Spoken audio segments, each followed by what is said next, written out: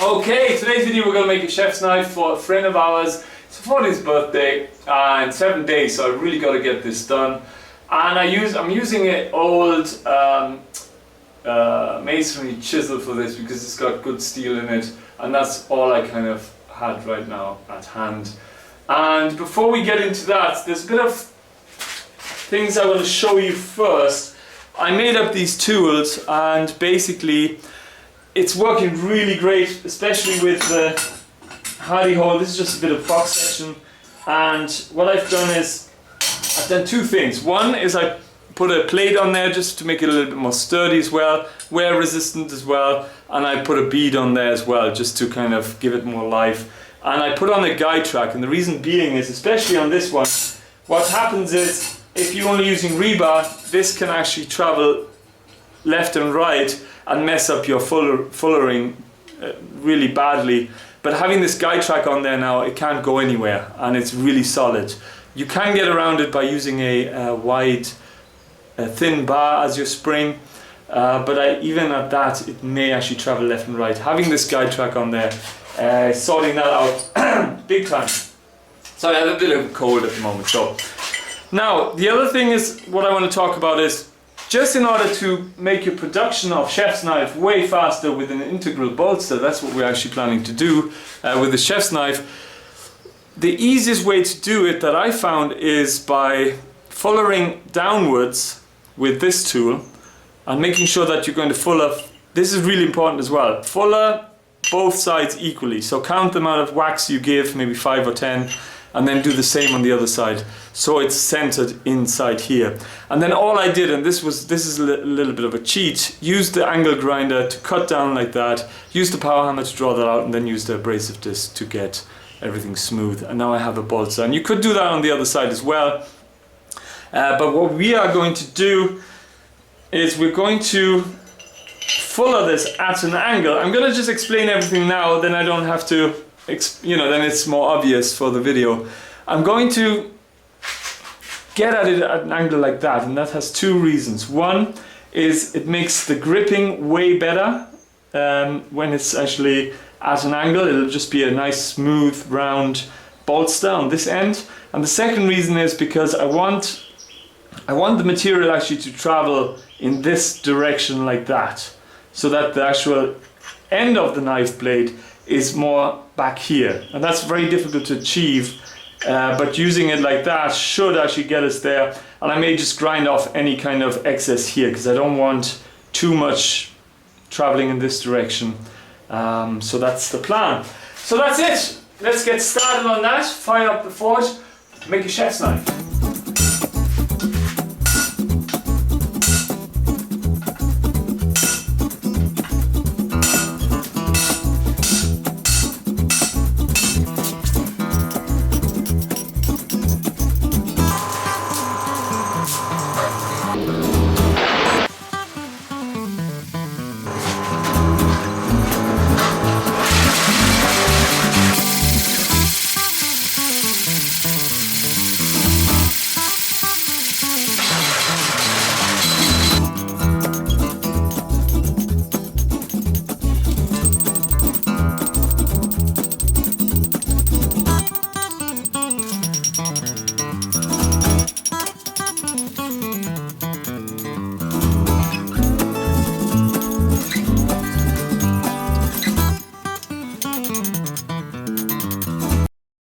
Now you can see I have a test piece here in the making, and I cut it off previously off the masonry chisel, and I drew it out. I also normalized it a few times, and what I'm going to do now is I want to see if it's an air cooling steel.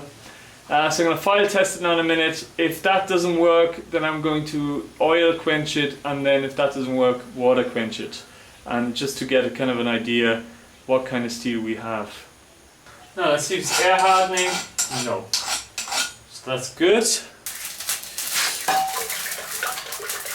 Yeah. The colour out of it disappeared within like half a second, so that's encouraging. Okay. That skates nicely.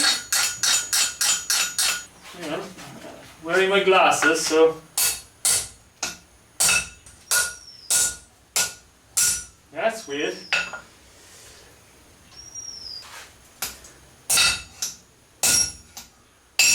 Oh yeah, there we go. And very fine grained structure. Wow, that's amazing.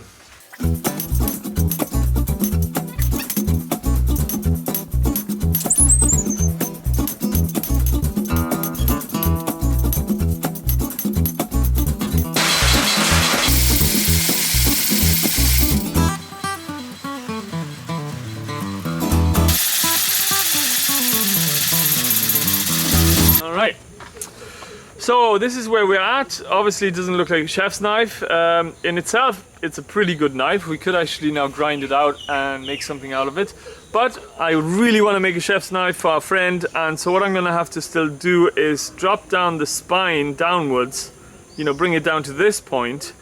I'm also still going to have to widen the material quite a bit, and because most of the thickness is here at the back, it's going to widen in this direction, which I've been trying to avoid, but that's actually going to work in our favor, because when it does, I can drop the entire blade down, and that should then give us enough material down here to actually start looking like a chef's knife. Now, starting material was 3/4 inch, and I think 1 inch probably would be the way to go.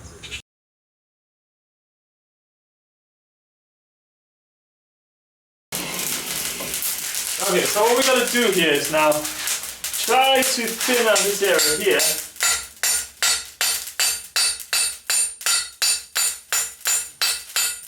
And also round up the back.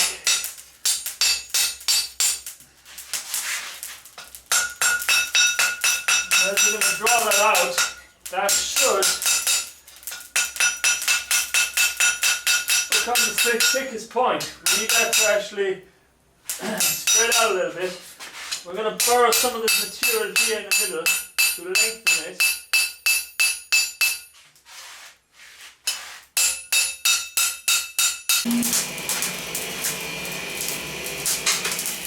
Now let's just focus on trying to get this thicker material down a bit.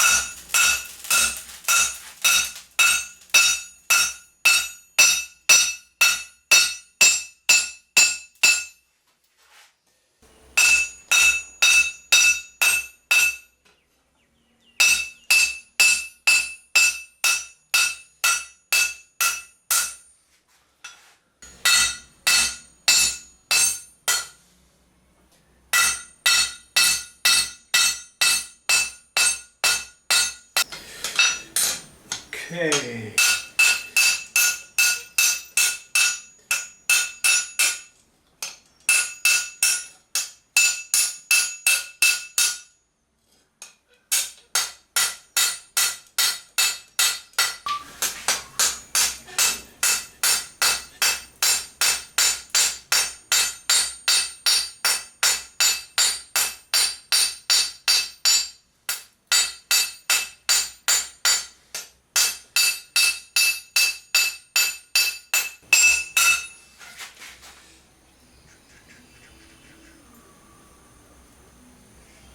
Okay, so that's it.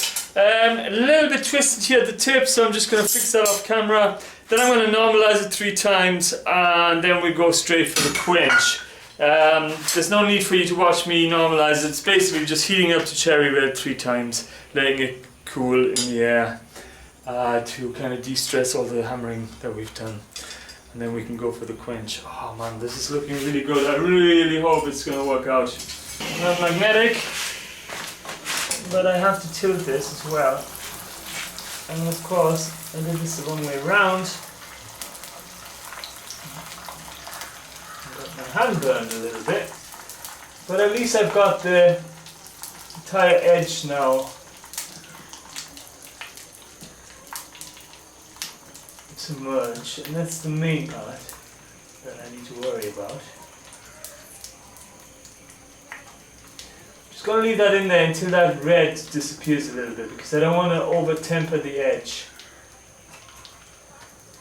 I am aware that you're supposed to move it around a bit, but I have no choice here. There we go. hopefully we'll find out whether we have a nice hard blade. Actually, I need to have a quick check if it's crooked or not. There is a bit of a bow in it, so what I'm going to now do is clamp that real quickly.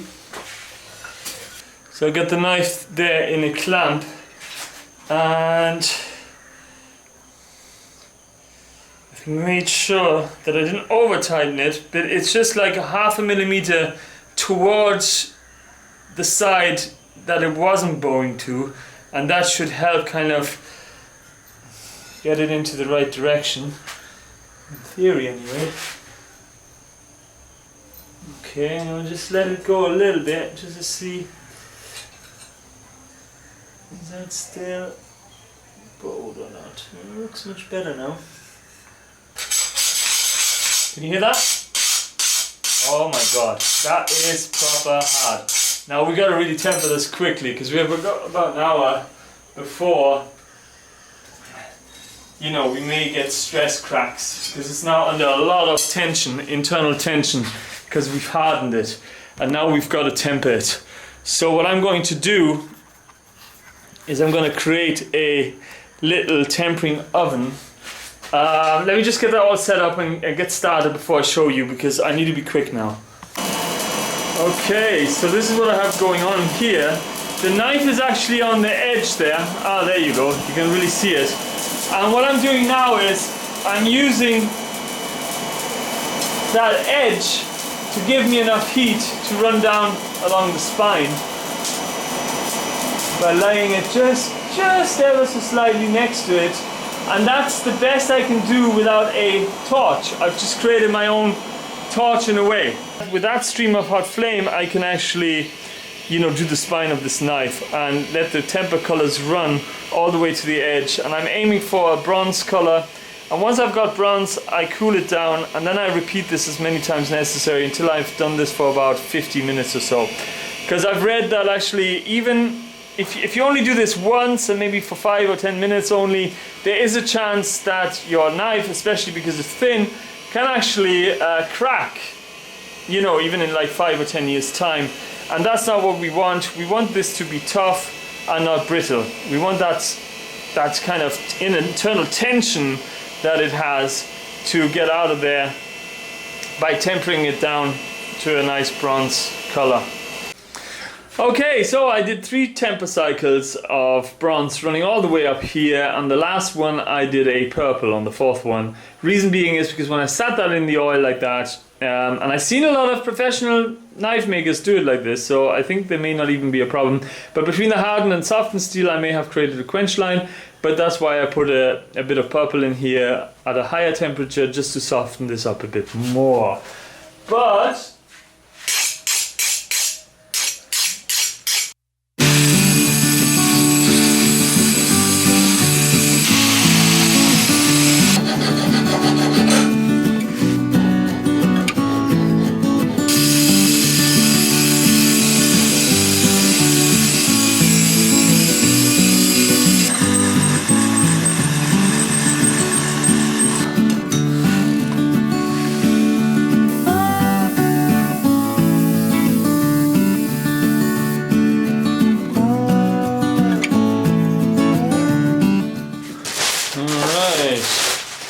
because we do have some scratches, using an angle grinder is of course not ideal. We're going to use some vinegar and we're going to darken this blade up entirely, give it a kind of a satin finish, and that way we can get around the angle grind scratches, because it's going to etch away all those scratches pretty well as well. Okay, so we have ourselves a nice dark blade, and the reason being is because I left it in the cold vinegar overnight, because of course the angle grinder marks are not fantastic, and this will actually help at etching away those grinder marks as well. And now we've created in a way a patina that you would get in a few years time anyway on this high carbon steel.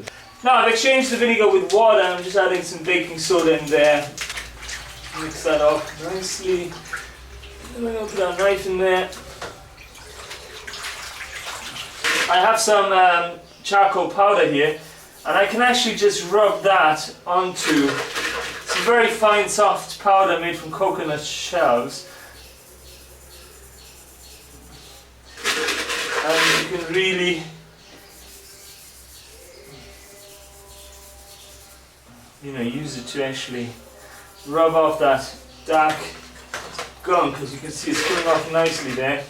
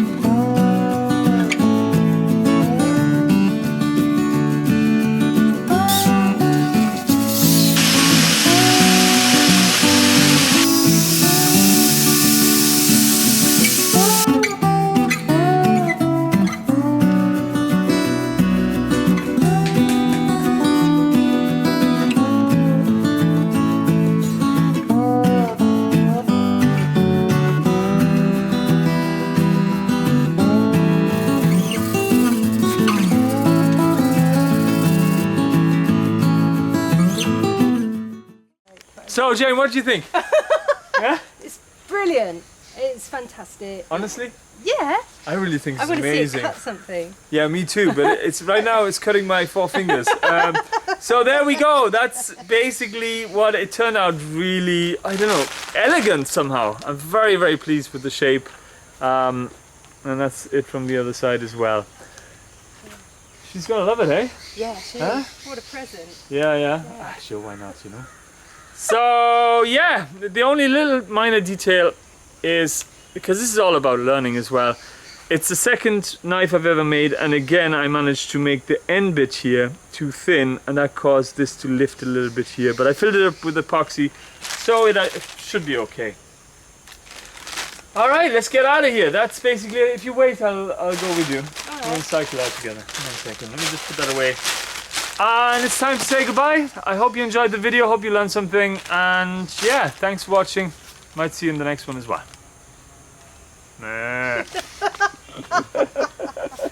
Great, no? Okay, I am so happy with this. I can't believe it. I really can't.